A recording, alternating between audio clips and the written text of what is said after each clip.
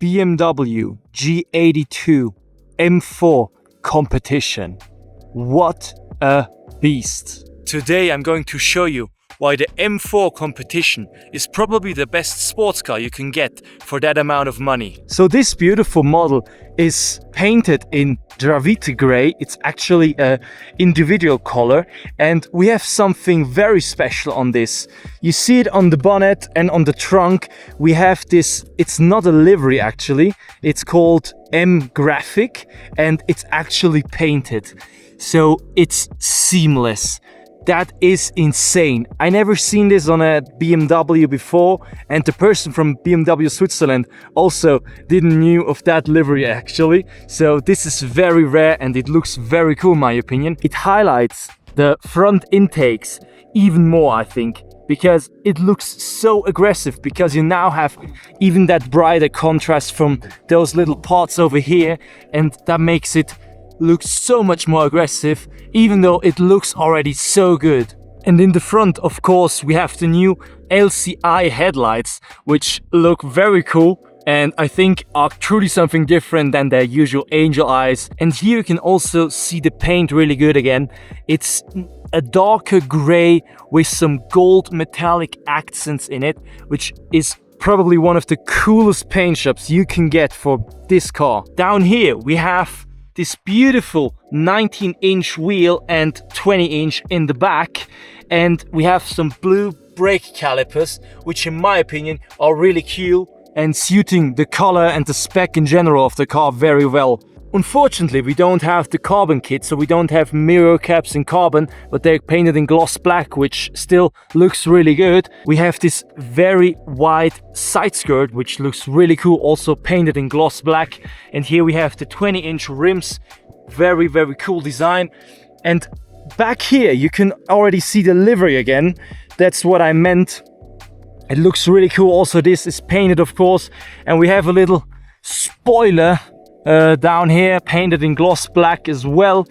And look at that rear. I mean, wow, it's so wide, and those beautiful black exhausts, they are huge. This huge diffuser, which is very cool, makes the car very wide when you look at that angle.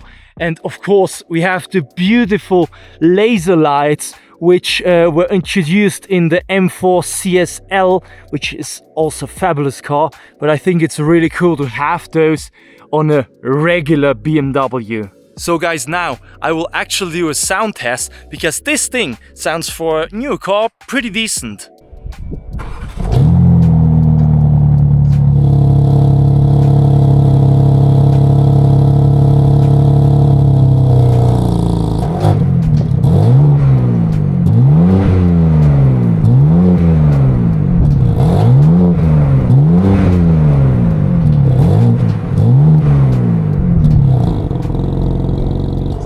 So let me know what you think, because I think it sounds pretty decent for BMW and for being this new. I know F82, they sound better, of course, but it still sounds very decent, has some true emotions, the burbles, everything really cool.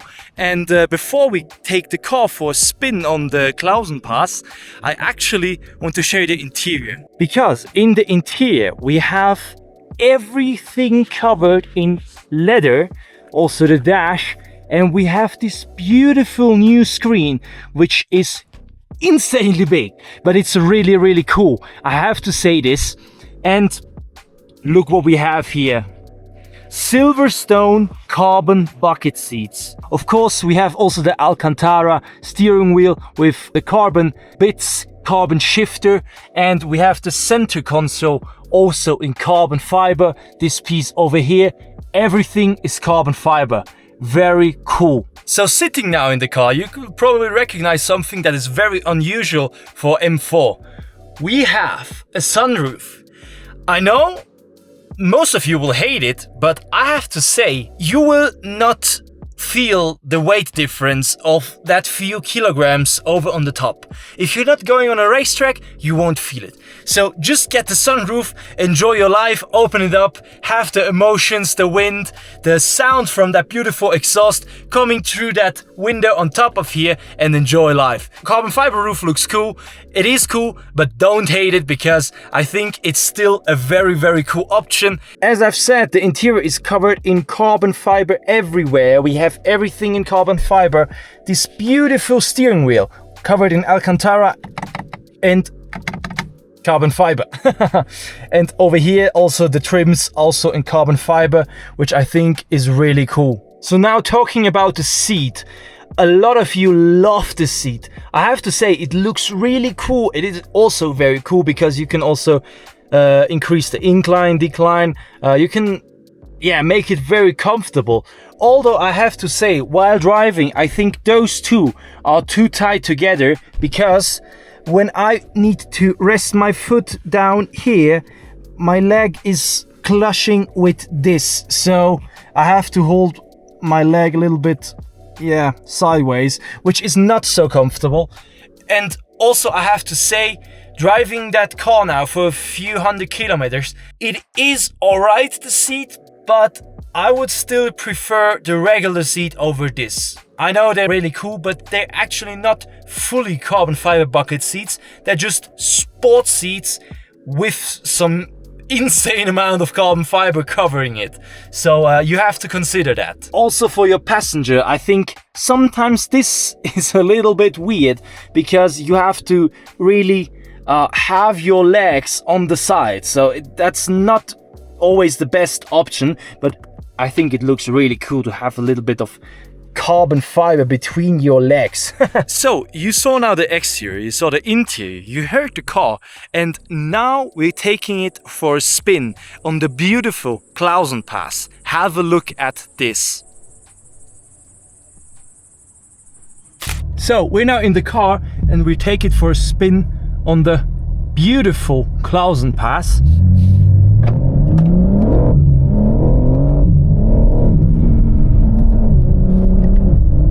You can immediately hear it's very aggressive. Also the suspension is very hard, I have to say this. Also in the regular mode, like in comfort on the Autobahn, it's still not that soft, not that comfy. It's definitely a sports car and not a coupe that has a sports character. Then you have to go to a different model, maybe a 440 or something, but this is truly a sports car, and you can feel that, because also the steering is very,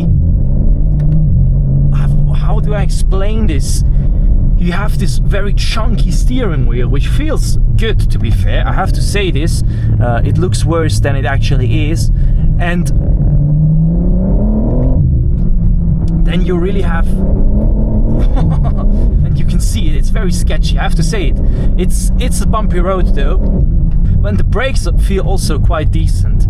You can configure them in comfort and in sport. But I have to say, I don't understand why they even made this option. Thank you for passing me by.